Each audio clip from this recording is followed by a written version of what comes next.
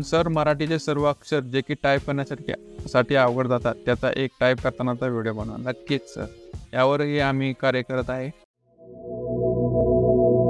नमस्कार विद्यार्थी मित्रांनो, माझं नाव जीवन लोंढे. गेल्या व्हिडिओमध्ये तुम्ही भरभरून प्रतिसाद दिलात. तुमच्या लाईक व शेअरमुळे आम्हाला नवीन नवीन व्हिडिओ तयार करण्यासाठी खूप ऊर्जा मिळत असते. असंच आम्हाला सपोर्ट करा, त्याबद्दल सर्वजणांचे मनपूर्वक आभार. आज आपण जोडाक्षरे कशी टाईप करावी हे पाहणार आहोत. या व्हिडिओसाठी खूप जणांच्या रिक्वेस्ट आल्या होत्या. जोडाक्षरी सर उला उकार कसा द्यावा, उ हा उकार चिटकत नाही, किंवा प ला पृथ्वीसाठी प ला कसं टाईप करावे, प्रश्नचिन्ह कसे द्यावे, हे सर्व जोडाक्षरांचे मुलांचे असणारे प्रश्न आहेत. यासाठीच आपण हा आजचा व्हिडिओ बनवलेला आहे. तर व्हिडिओ लास्टपर्यंत बघा. तुम्हाला यामध्ये जोडाक्षरांचे 2 प्रकार पाहायला मिळणार. त्या पहिल्या प्रकारामध्ये सिंपल वेने सांगितलेलं आहे आणि दुसऱ्या प्रकारामध्ये तुम्हाला शॉर्ट ट्रिक्स दिलेलं आहे. आणि खूप सारे जोडाक्षर तुम्ही ह्या व्हिडिओमध्ये शिकू शकता. तर चला मग स्टार्ट करूया. तर विद्यार्थी मित्रांनो, सर्वात प्रथम आपण ध कसं टाईप करावं हे पाहणार. आपण 2 प्रकारे ते करू शकतो. ध दाबल्यानंतर हे ध अर्ध दबत आहे. कोणत्या बटनाने? ध दबते प्रश्नचिन्ह या कीने मराठीमध्ये ध टाईप होत आहे.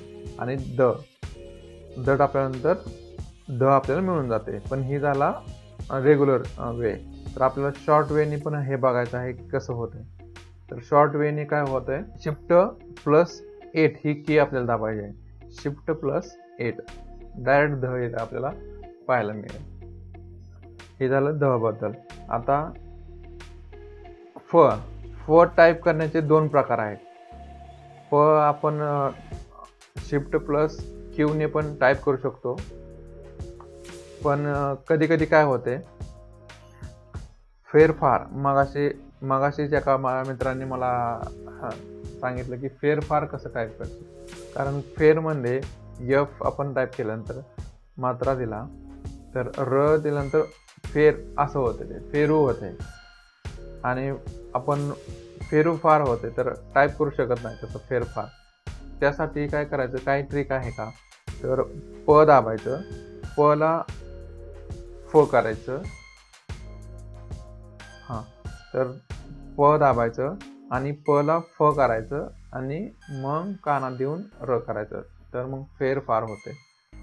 कारण र नंतर एखादं फ आलं ना तर ते आपण दाबू शकत नाही. सपोज की रफ्तार, र आणि आता डायरेक्ट फ नाही दाबू शकत आपण, कारण ते रू होते. तर त्यासाठी आधी प दाबायचं, नंतर फ करायचं, मग आपण पुढचे अक्षर दाबू शकतो. हा झाला फ चा प्रॉब्लेम. तर आता रॅ म्हणजे कैऱ्यामधलं रॅ जो असतो तो कुठं असतो सर? तर तो असतो शिफ्ट प्लस 4 मध्ये असतो. तर आपण पाहूया कैऱ्याचं शिफ्ट प्लस 4 आणि रॅ झाल्या कैऱ्या असं. तर अजून कोणता जोडाक्षर? द्य साठी काय, द ला हाफ करायचंय.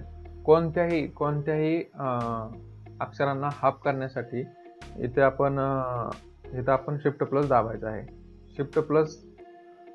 शिफ्ट आणि प्लस की दाबल्यानंतर आपल्याला ते अक्षर हाफ करता येईल आणि नंतर य दाबायचं आहे, द्य होते. किंवा हे झालं रेग्युलर वे. शॉर्ट कीने तुम्ही कसं करू शकता, शिफ्ट दाबून इकडचं एक डॅश आहे तो दाबला तर डायरेक्ट द्य आपल्याला मिळून जाईल. तर आता नंतरचं ऋषीवाला रू आपल्याला तर इथं शिफ्ट प्लस 0 ने मिळून जातो. त्र पण शिफ्ट प्लस 9 ने मिळून जातो. आता दृष्टीला ध्रुव कसं टाईप करायचं, म्हणजे असं हे ध्रुव आणि ती. तर हे कसं करायचं, आधी ध दाबायचं, नंतर बरोबर चिन्ह दाबायचं, हे ध्रुव होऊन जाईल. आणि मग नंतर अर्ध श, अर्ध ट आणि वेलांटी. अशा प्रकारे आपण दृष्टी टाईप करू शकतो. नंतर अजून एक पुढचा जोडाक्षर कोणता, रू. तर रू दाबण्याचे दोन प्रकार आहेत. रू दाबण्याचे दोन प्रकार कोणते, तर र दाबायचं, र दाबून उकार, पहिला किंवा दुसरा उकार. पण ह्या र मध्ये दुसऱ्या उकाराला एक शॉर्टकट आहे. ते कोणता, तर यच्या खाली पण र असतो बघा, मग त्याला शिफ्ट दाबून आपण दुसरा उकार देऊ शकतो र ला. तर पाहूया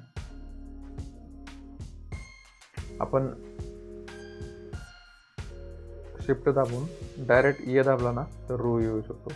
नंतर र चे 4 प्रकारे आपण अर्धा र लिहू शकतो. रफार आणि कैऱ्यावाला तो अर्धा र, पुन्हा ट्र, पुन्हा महाराष्ट्रवाला ट्र, हा का, आणि डायरेक्ट शिफ्ट म्हणलं की र, अर्धा र त्याने लागू शकतो ट्र वाला. सर्वात शेवटचा ओम कसा टाईप करू शकतो आपण, तर ओम टाईप करण्यासाठी पहिल्यांदा हाफ चंद्र घ्यायचा, तो शिफ्ट प्लस W त्या अनुसार घ्यायचा आणि नंतर इकडचा डॅश घ्यायचा. ओम टाईप होते. आणि एक क्वेश्चन चिन्ह कसं द्यावे, क्वेश्चन चिन्ह देण्यासाठी आपण मराठीमधून इंग्लिशमध्ये जायचं आहे. त्यासाठी स्क्रोल लॉक दाबायचा आहे. स्क्रोल लॉक दाबल्यानंतर आपण इंग्लिश लँग्वेजमध्ये कन्वर्ट होतो. त्यामध्ये आपल्याला क्वेश्चन चिन्ह द्यायचं आहे आणि अजून एकदा शिफ्ट दाबून नंतर मराठीत करायचं आहे. अशा प्रकारे आपण क्वेश्चन चिन्ह त्यामध्ये देऊ शकतो. आता आपण सिंगल कोट डबल कोट कसं देऊ शकतो ते पाहूया.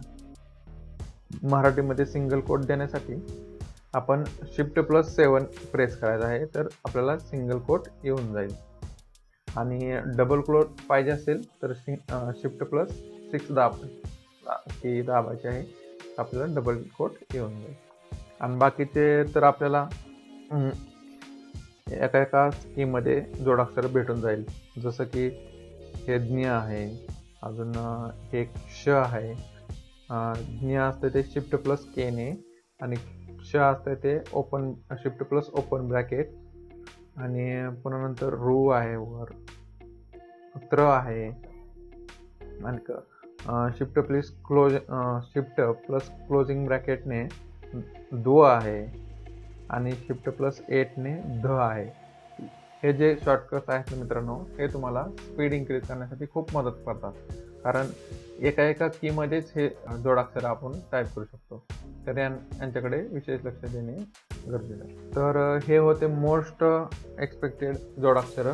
अशा प्रकारे आपण या जोडाक्षरांचा वापर करून टायपिंगचा स्पीड इन्क्रीज करू शकतो. खूप जणांचा हाच क्वेश्चन असतो की सर माझा स्पीड स्टक झालेला आहे, तिथून पुढं स्पीडच इन्क्रीज होत नाही. तर अशा लोकांनी या जोडाक्षरांकडे लक्ष द्यायचं आहे आणि यावर काम करायचं आहे. तर धन्यवाद.